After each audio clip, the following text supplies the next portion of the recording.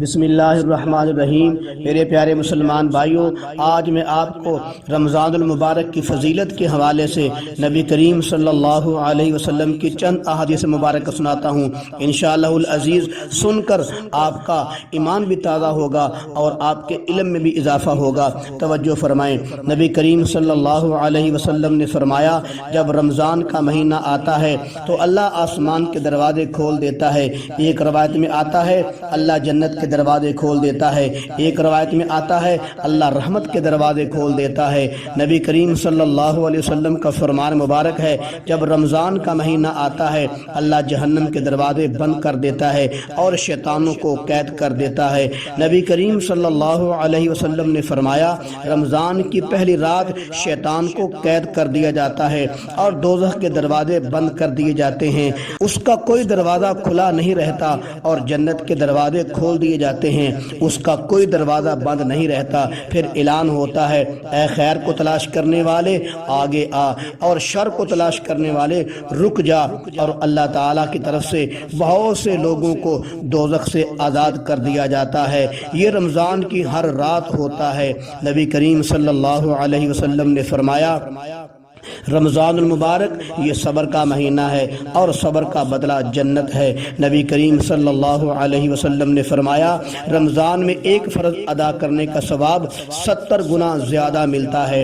نبی کریم صلی اللہ علیہ وسلم نے فرمایا، رمضان کے مہینے میں مومن کا رزق بڑھا دیا جاتا ہے۔ نبی کریم صلی اللہ علیہ وسلم نے فرمایا، رمضان کے 3 عشرے ہیں، پہلا رحمت کا ہے، دوسرا بخشش اور مغفرت کا ہے، تیسرا جہنم سے آزادی کا ہے۔ نبی کریم صلی اللہ علیہ وسلم نے فرمایا، جو رمضان میں اپنے ملازم سے ہلکا کام لے گا اللہ اس کے مالک کے گناہوں کو معاف کر دے گا۔ نبی کریم صلی اللہ علیہ وسلم نے فرمایا، رمضان کی خاطر شروع سال سے جنت کو سجایا جاتا ہے اگلے سال تک کے لیے۔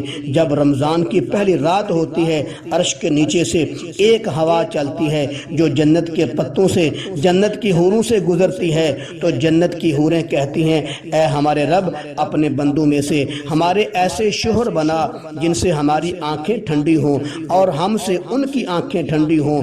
نبی کریم صلی اللہ علیہ وسلم نے فرمایا، رمضان کی ہر رات ہر مسلمان کی ایک دعا ضرور قبول ہوتی ہے۔ نبی کریم صلی اللہ علیہ وسلم نے فرمایا، رمضان میں 3 آدمیوں کی دعا رد نہیں ہوتی، ضرور قبول ہوتی ہے۔ ایک روزے دار کی افطاری کے وقت، دوسرا عادل بادشاہ، تیسرا مظلوم۔ اللہ ان کی دعاؤں کو بادلوں سے اوپر اٹھا لیتے ہیں اور ان کے لیے آسمان کے دروازے کھل جاتے ہیں۔ پھر اللہ فرماتا ہے، میری عزت کی قسم، میں تیری ضرور مدد کروں گا، اگرچہ تھوڑی دیر کے بعد ہی کروں۔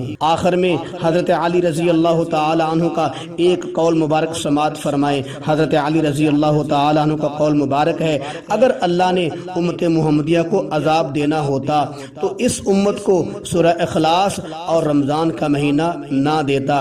تو معلوم ہوا کہ جو آدمی سورہ اخلاص کا حق ادا کرتا ہے اور رمضان کے مہینے کا حق ادا کرتا ہے، اللہ تعالیٰ اس کو جہنم میں داخل نہیں فرمائے گا۔